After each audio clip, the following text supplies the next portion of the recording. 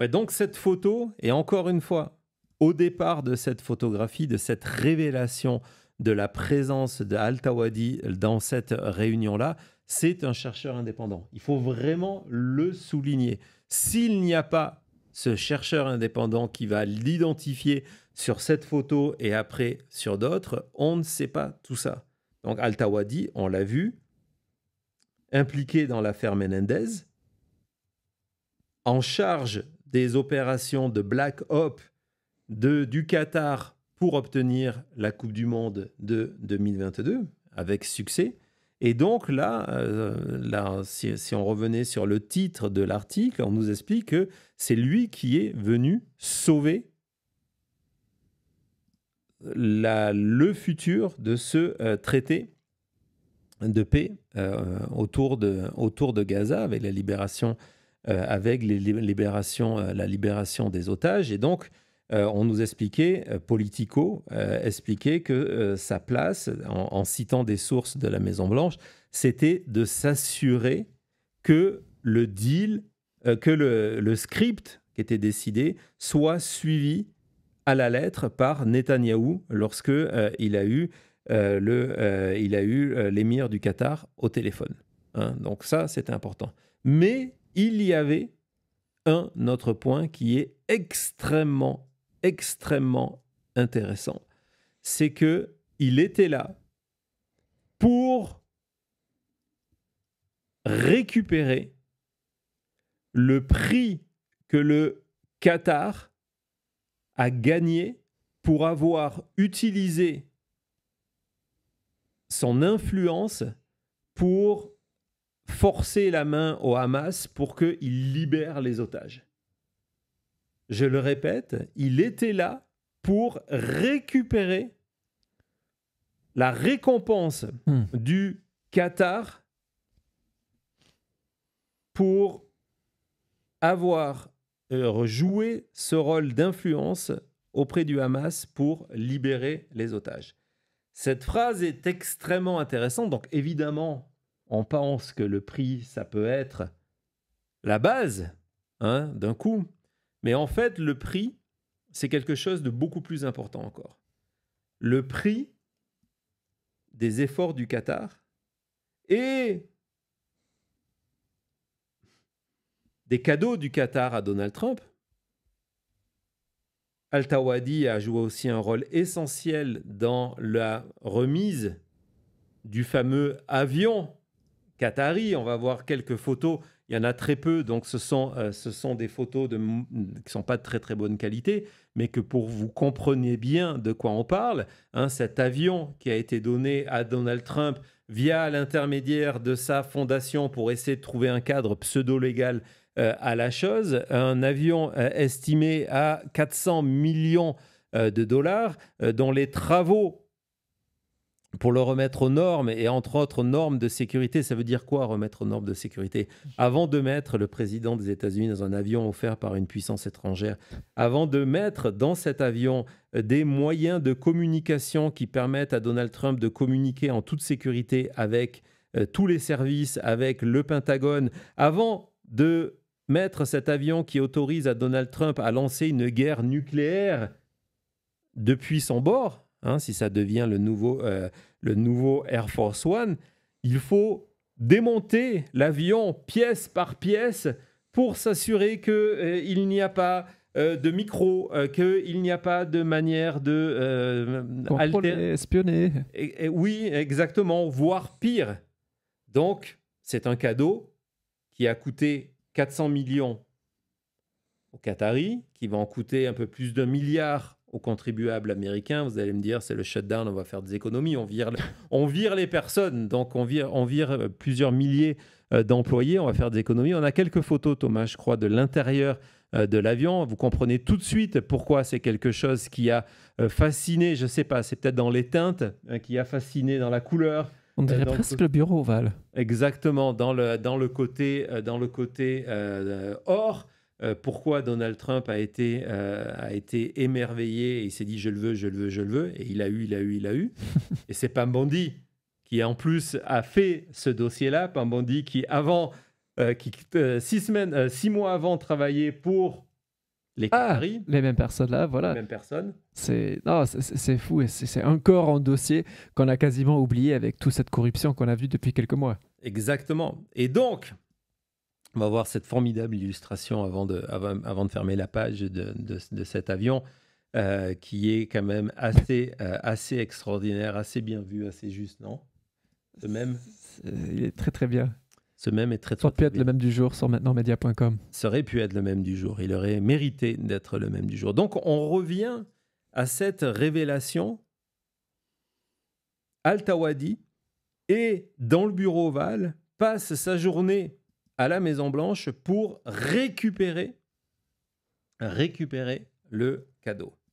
Et donc, on se dit, le cadeau, est-ce que le cadeau, le prix pour remercier le Qatar de ses 400 millions d'avions, de ses 5 milliards pour un terrain de golf, de ses 1,5 milliard investis dans le fonds de crypto-monnaie de la famille Trump, est-ce que finalement, c'est pas cette base?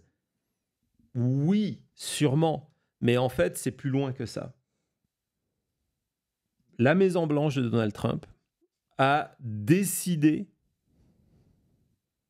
de donner au Qatar ce que de nombreux pays arabes réclament depuis des années, y compris, et c'est pour ça qu'il y a un parallèle qui est fait par un expert de ces niveaux de corruption qui explique que le Qatar, c'est pour la famille Trump l'équivalent de ce qu'était l'Arabie Saoudite pour la famille Bush. On se souvient de ces relations et de ces intérêts financiers qui s'entremêlaient entre la famille Bush et l'Arabie Saoudite autour du pétrole, entre le Texas et l'Arabie Saoudite. C'est des histoires fantastiques qui, un jour, dans une autre vie, lorsque nous aurons du temps, mériteraient un extraordinaire dossier de la chute.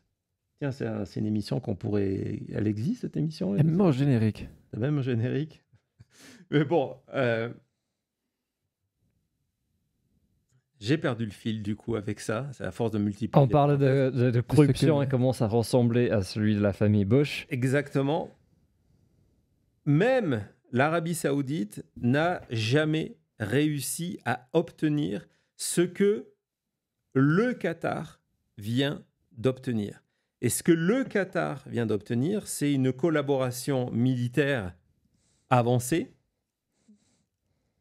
sous forme évidemment de matériel, sous forme de renseignements, sous forme de puces d'intelligence artificielle.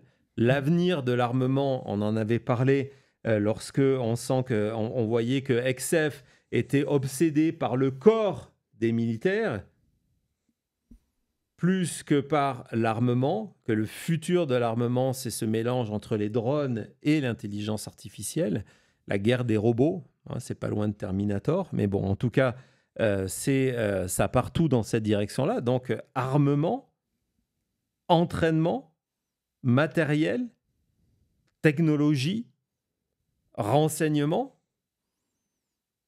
entraînement aux États-Unis sur une partie de base qui va être emménagée et construite, dirait XF, rien que pour eux. Mais ces derniers jours,